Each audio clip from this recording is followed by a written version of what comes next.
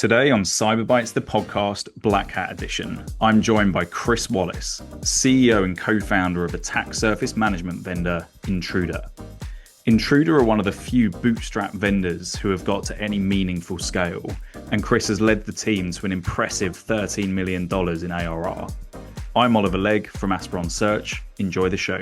Well, it's a pleasure to welcome Chris Wallis, the CEO and co-founder of attack surface management and vulnerability management vendor Intruder. How's it going, Chris? Really good, thank you, Ollie. Yeah, glad to be here.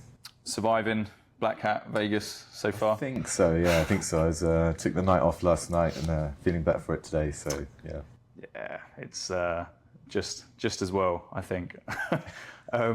Yeah, really been looking forward to this episode because the vast majority of the vendor guests that we have on are from VC-backed vendors that are getting pumped with lots of VC money.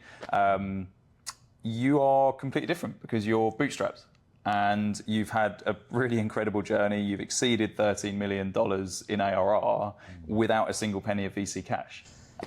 Yeah, and I've got the battle scars to prove it. It's been a ride.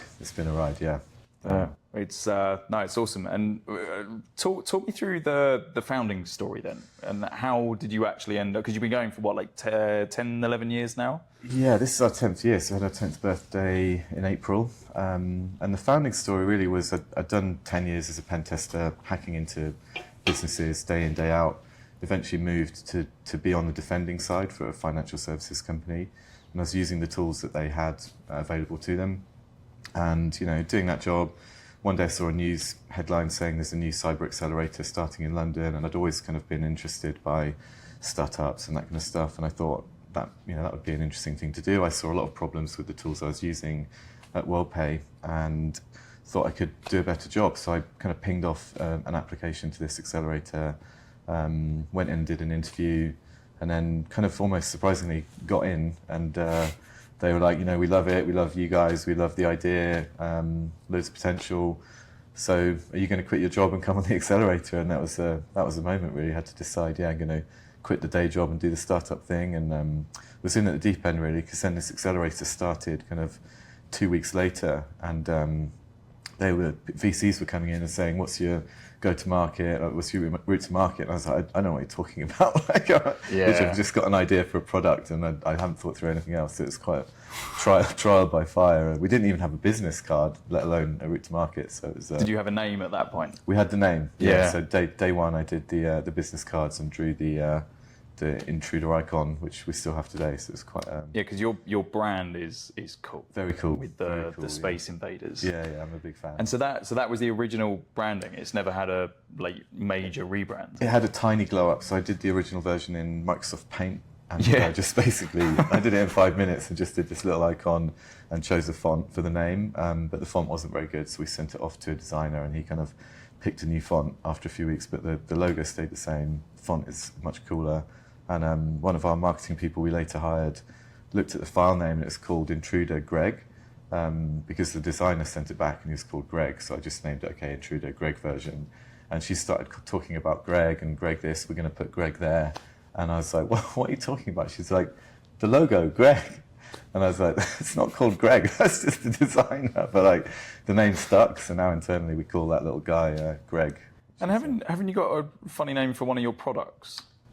Products, CV Mon, you mean? Or yeah, there's something story behind that. Yeah, so we released a vulnerability intelligence platform for free that's just tracking CVEs that are getting talked about on social media, and we called it Intel because it's kind of vulnerability intelligence. So it's at intel.intruder.io.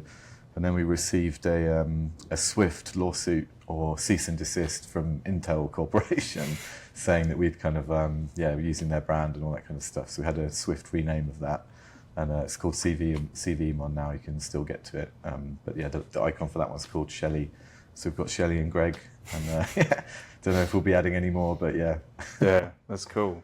And so you made this application basically just thinking, I think I can build something better than what's out there. No real expectation of it necessarily going anywhere. And then, within 2 weeks, you're you're actually building it. So when going through the accelerator, like how did the go-to-market and the broader business plan actually start to form and become real? A super interesting question. Yeah, I mean, the business plan kind of came a bit later on. I think we focused initially on the product itself, heavily MVP. You know, what can we do? It was almost like a consulting service for a couple of years where we were stitching everything together by hand. You know, running some tools, creating a PDF, and then sending it, emailing it to the customer. There was no real software, but we were kind of learning a lot as we went.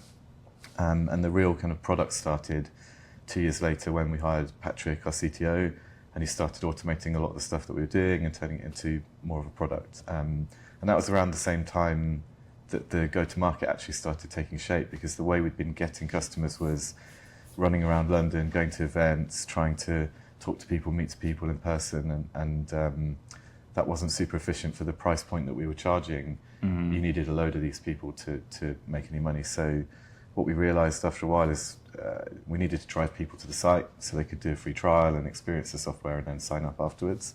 So we started experimenting with like Google Ads, PPC, pay-per-click basically, and send people to the site. And then we actually started getting customers on a more kind of regular, reliable basis. We had a little Slack alert that would tell us if someone was on the pricing page. And so we used to sit there, we're working away, and then suddenly someone would hit the pricing page and we'd drop everything and then just be like, oh, is he going to sign up? Is he going to sign up? And then you'd go for a tea and then you'd come back and he'd sign up. And yeah, that was kind of how the original kind of go-to-market kicked in a reliable way. So we just scaled it up and then looked at what else we could do, basically. That's cool. And because these are like outdated stats that I was given last year, but even last year you were at like well over 3,000 customers across, it was like 54 countries, and that was purely from pretty much solely PLG motion. Yeah, exactly. Yeah, we've got to that scale pretty much inbound, basically. Next to no outbound at all, just customers who need to do vulnerability management. They go looking for solutions. They find the top 5. All we need to do is get ourselves on the list. You know, somehow we need to be where they go looking. And then when people try us and they try a few other tools, usually that's the point where they say, "Wow, what is this new product in the space?" And they love it, and then they sign up. Often with credit card. Those are the best ones. I still remember distinctly kind of waking up in the morning once and had a new customer from Australia, and it's like, after I'd gone to bed, he'd signed up for a trial, liked the platform, put his credit card in, and then signed up and woke up in the morning, new customer. So yeah, it's not perfect, but it's good when it works like that. Yeah, that's cool. And you now have an outbound sales motion as well. So when was the decision made to not transition away from PLG, but kind of add the outbound sales motion as well? Exactly, yeah. So that was around 12 months ago. We kind of identified that inbound customers are great. You know, particularly that story about Australian guy, you know, no one spoke to him. He signed up overnight with a credit card.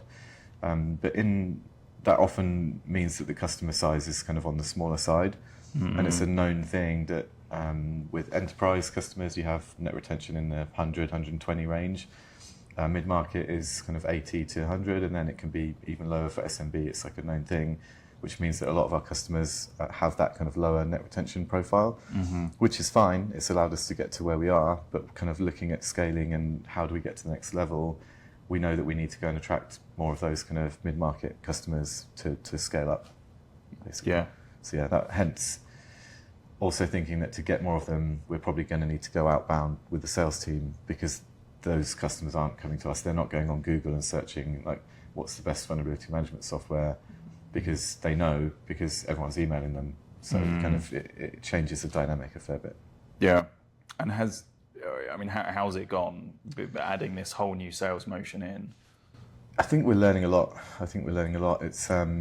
It's a completely different thing. I think when someone's going searching for a tool, they're in buying mode, they're ready to buy, they need it, they just need something that solves the pain, and Intruder does that really well. So we kind of convert those customers really, really easily. When you're going outbound, A, they're not in buying mode, B, they may not have that pain immediately, they might have an existing solution.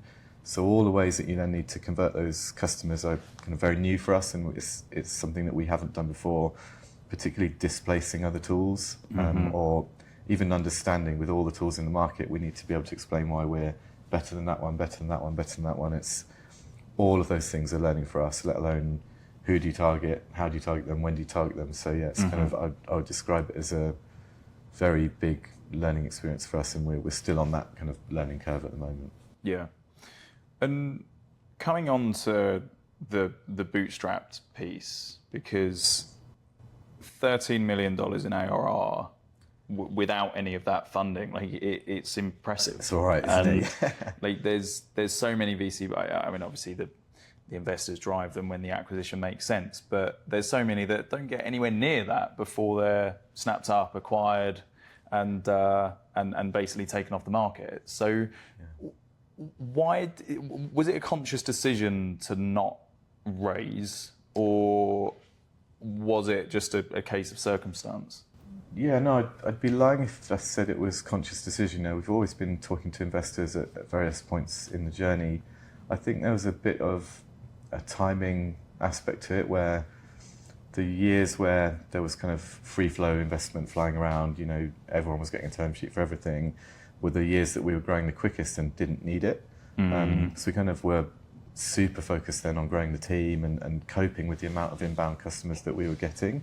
And then when my kind of thoughts started turning to, okay, that we could start to do with some capital here, you know, the world had changed and raising money got a lot harder. So we were still talking to investors then, but the terms and the offers that we were getting just weren't quite right for the business at that time. So was this COVID time or pre? Post-COVID, yes. So kind of 2022, 23. We were talking to investors, but none of the offers were kind of looking good for us at the time. So we thought the best thing to do would just be keep going as we are, and you know, put that decision down the road a little bit. But yeah, we've done a good job when we talk to people and we explain that we're this ARR with this investment. They think that we might have made a mistake and told them the wrong way around. You know, like you mean like 40 million in investment with one ARR, and we're like, no, it's the other way around. Yeah. So. No, it is super impressive. There aren't that many of them. Yeah. And it must create just a completely different dynamic internally, where you are. Like, do you have external board members, or is it? No, that's a great question. Yeah, so we've gone all this way with just me and Patrick as another director, so kind of officially company's house directors. But we don't do board meetings. It's just all the decisions are, you know, daily, weekly conversations where we're working together. We've got some good angel investors, so we're not completely, you know, no funding. We had 1.2 million from angel investors across 2 rounds in the early days.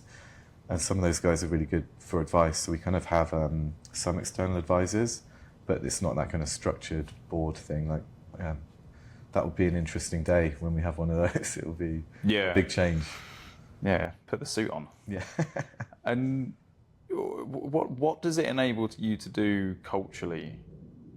Being like not having this external board to answer to, or external money to answer to. Yeah, good question. I guess it helps us just move quickly. We can change at the drop of a hat.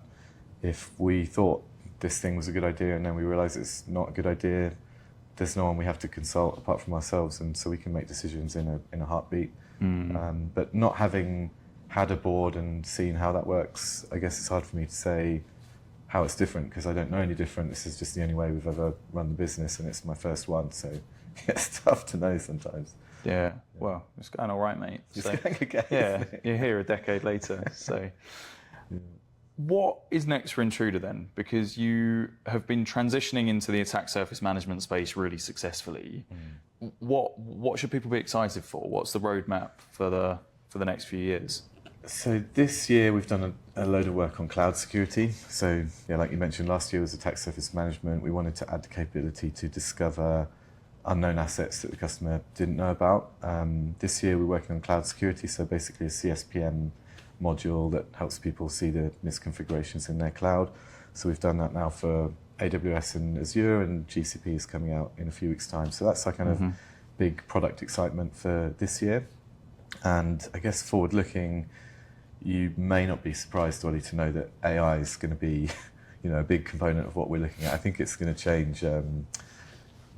Almost every SaaS business needs to be looking at AI and what it can do for them. Cybersecurity, you can see from the business hall at Black Hat that everyone's looking at it, and it's transformational, really, isn't it, in terms of the opportunities, particularly in our space where, the findings from application scanning, API scanning can have false positives sometimes, and AI will bring us opportunities to reduce those false positives in the way that security analysts might, but also kind of bringing together all of the data sources that we have about all the vulnerabilities across our customers' endpoints and networks, and bringing it together and doing a bit of analysis as well on which are the vulnerabilities which are most damaging, and it can also bring in news sources, and we've already released something called Greg AI, which is doing some of that. But I think there's just a whole. So that Space Invader name, the Space Invader stuck, and now it's called, still coming through. Called Greg AI, yeah. Yeah, exactly. No, it's exciting, and well, thanks for coming on. I know, well, I with all my guests, I do try and get some background stories and get a bit of intel. And I tried with you, and the answer was that none of the stories were PG enough to talk about on a recorded podcast. Yeah. So I'll leave that out, and we'll talk about it after the recording stops. Yeah, but sounds good. Thanks for coming on, and super impressed by what you've been able to do, and it's great to see a successful UK founder, because there aren't that many of you, and a successful Bootstrap founder as well. So thanks for coming on, Chris. Yeah, cheers.